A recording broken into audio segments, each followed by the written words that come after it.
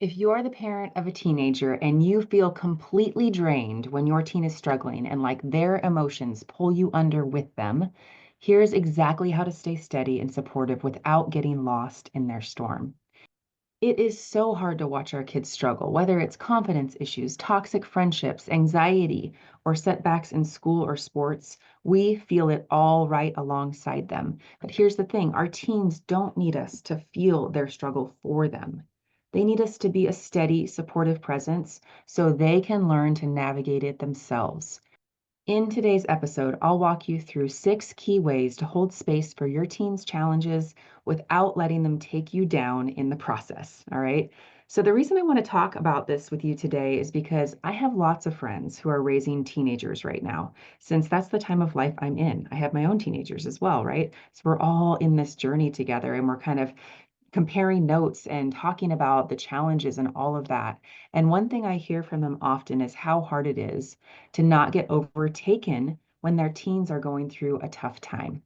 Sometimes their teen is struggling with confidence, or it could be toxic friendships, or loneliness, or anxiety, or not doing well in their sport, really anything. And they share how they feel so derailed and like they're on the roller coaster of emotions with their teenager. They care so much about them and they have a hard time separating their teen's experience and emotional state from their own. And so that's what I want to talk with you about today. How do we as parents empathize with our teenagers, hold space for them, support them, and even advise them at times without getting emotionally swallowed up ourselves?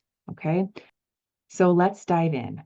So, first of all, we need to remember not to jump in the pool with them. One of the best metaphors I've heard about parenting through hard times is this: when our teen is struggling, it's like they're floundering in a pool. Our instinct is to jump in and save them, but if we do that, we both end up struggling. Instead, our job is to stay on the edge, close, steady, available, so we can throw them a life preserver when they need it. Staying on the edge means we are grounded in our own emotional steadiness rather than swept into their distress. Okay, so number one is don't jump in the pool with them. Number two, build a solid foundation for yourself. Your own mental health and self care practices are so important. It's nearly impossible to be that steady presence if we're not taking care of ourselves. So, having daily practices that help us stay emotionally regulated, whether that's exercise, journaling, meditation, or just taking deep breaths before responding, makes such a huge difference.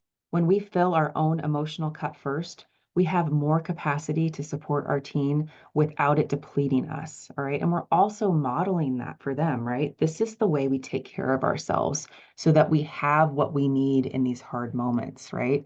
We get up each day, we drink a glass of water, we have 5 minutes of meditation, we go to the gym and we exercise. We take care of our physical body, we take care of our mental state, right? We take care of our whole picture here so that when we're faced with challenges, our own, or we're faced with our teens struggling, we're ready. We're ready to face those moments with them, okay?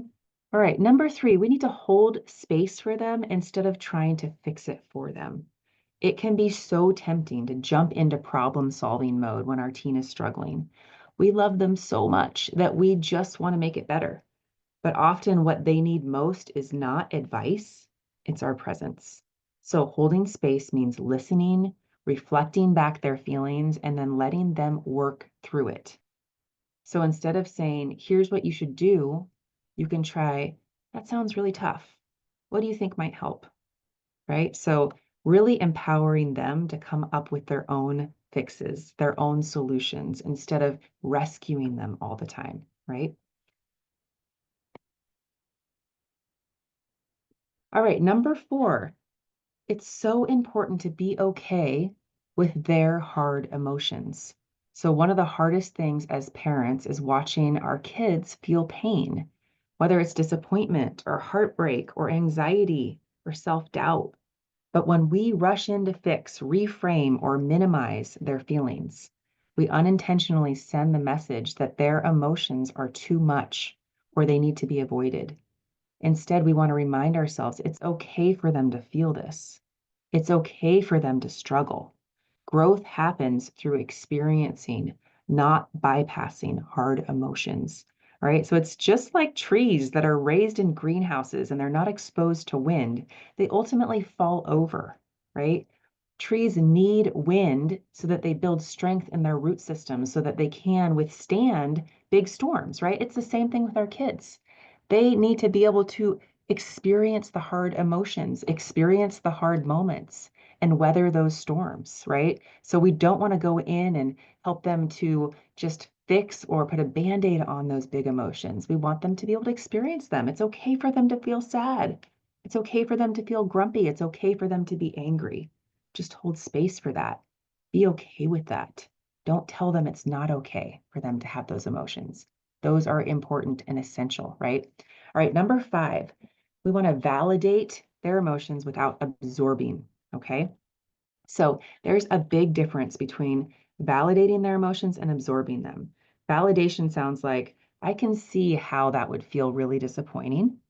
That makes so much sense that you're frustrated about this, right? That's validation. But we don't have to take on their feelings as our own. It's possible to acknowledge their pain without letting it sink into our own nervous system. This keeps us in a place where we can actually support them rather than becoming overwhelmed ourselves, right? So they are on their own journey. They are their own person. We do not have to take on their journey. We do not have to identify with their experience. We can hold space for their experience. We can put our hands at their back for their experience, but we don't want to make that experience our own because then we are not able to be the support system that they really need. Now our nervous system is disrupted. Now our emotional state is disrupted. We need to be solid. We need to hold steady in the storm, right? We don't want to take it on for them. Okay. And the final tip here today is modeling sturdiness and resilience. All right. So at the end of the day, our sturdiness is one of the best gifts we can give our teens. When they see us staying grounded, they absorb that energy. They see that emotions, even the hard ones, are something they can move through, not something that will take them down. Our confidence in them helps them build confidence in themselves. So when your teen is struggling, remind yourself, I don't have to fix this. I just have to be here, right? Trust that they are capable. Trust that they will grow from this, and trust that your presence, calm, steady, and supportive, is enough. Okay.